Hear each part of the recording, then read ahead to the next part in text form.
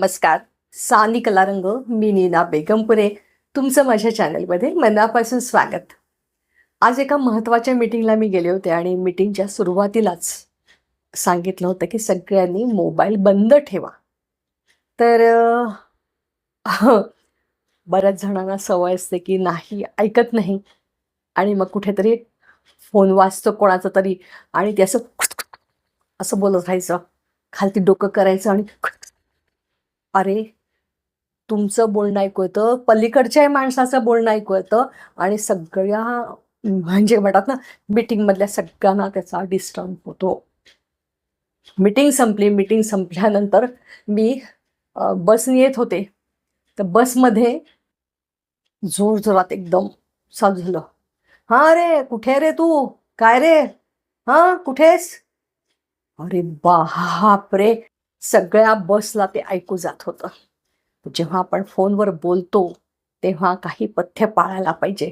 आणि आता तरुण पिढीला तर आपण काहीच मी सांगायला जात नाही, पण आपल्या वयातल्या सगळ्यांना मी सांगू शकते की आपण काय पथ्य पाळली पाहिजे मोबाईलवर बोलताना. स्पेशली मोबाईल आपण आता सगळ्यांच्या हातात स्मार्टफोन आलेले आहेत, तर कसं मोबाईलमध्ये बोलायचं, काय पथ्य पाळली पाहिजे.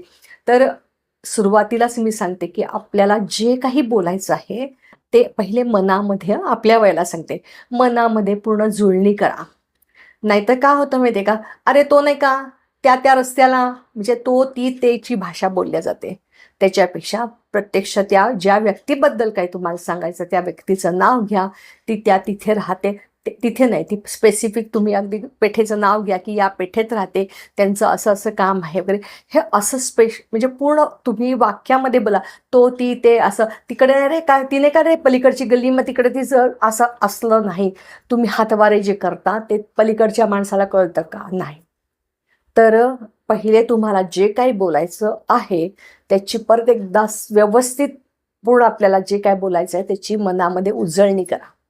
आता फोन दाबला आहे तेव्हा बोलण्याची सुरुवात काय करायची आपल्या म्हणजे वयाच्याने, तर जय श्रीराम म्हणा किंवा राधे राधे म्हणा आणि बोलण्याची सुरुवात करा.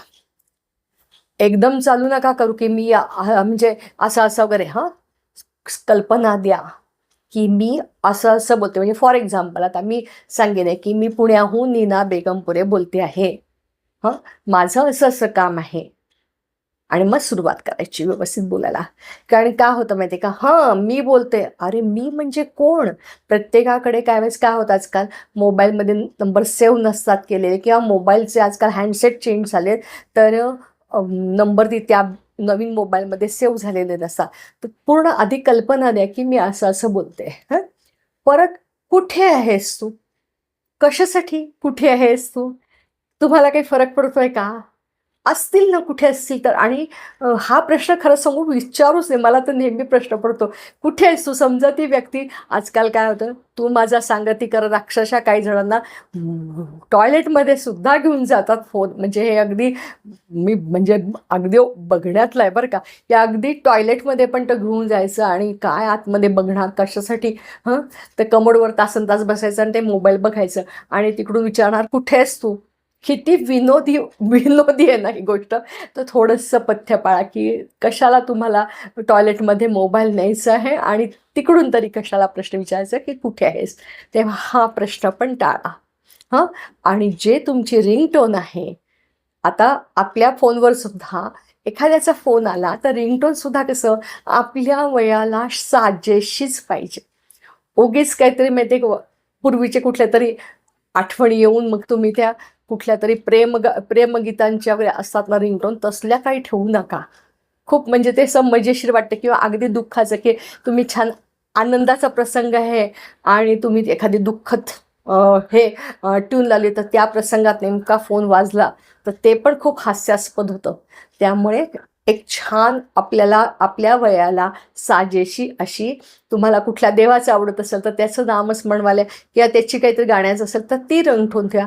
या अगदी काही नाही तर अगदी प्लेन तुम्ही जे आवडेल ती अगदी सतारची, तबल्याची, कुठल्याही वाद्याची जी आवडते ती ठेवा. आता एखाद्याला आपण फोन करतोय, तिकडचा एंगेज लागतो, आपल्याला कळतं एंगेज आहे, तसं सारखं एंगेज टोन लागत तर चालू नाही ठेवायचा, बंद करा. त्या ती जी पलीकडची व्यक्ती आहे ती दुसऱ्या फोनवर जर बोलत असेल तर कशाला आपण इरिटेट. अशा वेळेस काय होतं माहिती आहे का, त्यालाही कळत असतं की फोन येतोय पण तो तिकडचा बंद करू शकत नाही, काहीतरी महत्वाचं बोल, तर इरिटेट होतं. त्याच्यापेक्षा एक 5 मिनिटं थांबा, 5 मिनिटांनी काही इकडची दुनिया इकडे होत नाही, 5 मिनिटांनी फोन करायचा. आलं लक्षात? आणि समजा तुम्ही कुठे बाहेर गेला आणि तुम्हाला फोन आला आणि तुम्ही ट्रॅफिकमध्ये असाल, उचलू नका. खरंच सांगते, उचलू नका. रस्ता क्रॉस करताना उचलू नका, ट्रॅफिकमध्ये उचलू नका. जिथे तुम्हाला शांत बसायला जागा मिळेल तिथे फोन उघडा, बघा कोणाचा मिस कॉल आहे, त्याला कॉल बॅक करून सांगा की जर तुला महत्त्वाचं नसेल तर मी घरी गेल्यावर तुझ्याशी निवांत बोलू का. एवढं फक्त एकच वाक्य बोला आणि घरी जाऊन छान निवांत बोला. परत आपला टोन हा इतका छान ठेवायचा की समोरच्याला तो ऐकावासा वाटला पाहिजे पलीकडे. ते काय आहे, अरे बापरे, असले जर एवढ्या जोरजोरातच की त्या फोनमधला आवाज जो असतो तो अगदी पलीकडच्या माणसाला सुद्धा ऐकू येतो. तर इतक्या जोरजोरात तुम्ही फोनवर बोलू नका. मुद्देसूद बोला. जे काही तुम्हाला बोलायचं असेल ते मुद्देसूद बोला की माझं असं असं काम होतं आणि आता काय झालं, टॉक टाईम म्हणतात ना, हे फ्री कमी ह्याच्यात आहे, तर तासन तास लोक बोलत राहतात आणि निरर्थक त्यातलं हे वेळ जात नाही. सिनियर सिटीजनला तर वेळ जात नाही, तर तासन तास बोलायचं. मध्यंतरी अजून एक ना मला फोन आला, माझी बालमैत्रीण खूप वर्षांनी, म्हणजे जवळपास 40 वर्षांनी, 40-45 बालमैत्री म्हणजे 45 वगैरे वर्षांनी तिला कुठून तरी माझा नंबर मिळाला आणि मला फोन केला आणि म्हणाली, ओळखलं का गं? अगो बाई, म्हटलं नाही गं, नाही ओळखलं. आता काय बाबा, तू काय यूट्यूब मोठं तुझं चॅनल चालू झालं, तू मोठी झालीस? अगं नाही, म्हटलं मोठीचा प्रश्न नाही आहे, आपण कोण बोलतंय. कारण माहिती आजकाल खूप आता व्ह्युअर्स वाढले आहेत, ओळखी वाढल्या आहेत, तर खूप जणांचे फोन येतात. मला नाव सांगितलं तर बरं होईल असं. तर जरा तिला राग आल्यासारखा होता. आता काय तू मोठी झालीस? म्हटलं मला कळेल का कोण बोलतंय. मग तिने सांगितलं, अगं आपण 9वीमध्ये एकत्र होतो. अरे बापरे, 9वीपर्यंत जरी एकत्र होतो तेव्हा गाव बदललं आणि फोनमधला आवाज आणि तू 15 वर्षाचा आवाज आणि आता 60तला आवाज, कितीतरी फरक पडतो की नाही.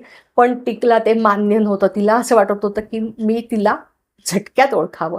तर हा सुद्धा अगदी गोड गैरसमज तुम्ही दूर करा की अगदी हां ओळखलं का, असलं काही नाही.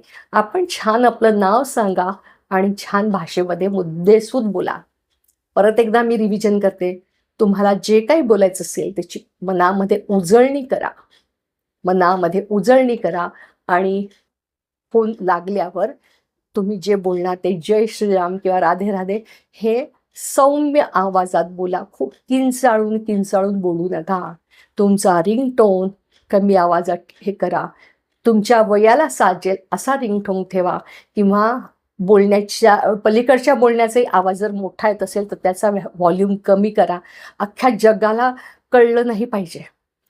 काही वेळेस काय होतं, तुम्ही जर स्पीकर फोनवर बोलायला चालू केलं तर तुमचं जे काही सिक्रेट असेल, काही जे असेल तुमचं तरुणपणातलं काहीतरी आठवत असेल आणि एकमेकांशी मित्रांशी बोलायला सगळ्या जगाला कळेल. तर थोडंसं या गोष्टीसुद्धा थोडंसं ना तारतम्य बाळगा.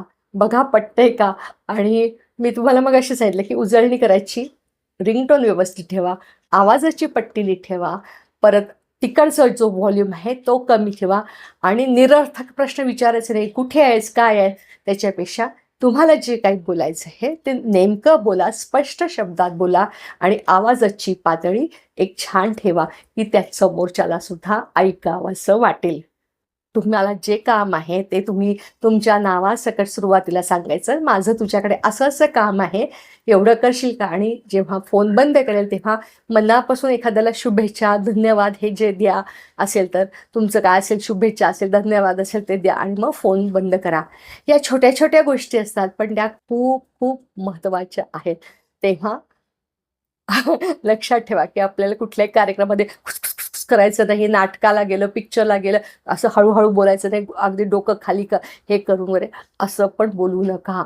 त्यांनी अक्षरशः सगळ्या थिएटरमध्ये खूप कुचकूच, म्हणजे आज मध्ये तर मी ऐकलं होतं की कलाकार मध्येच थांबून गेला, नाटक शोच त्यांनी थांबवला, तर समोरच्याला ते डिस्टर्ब होतं.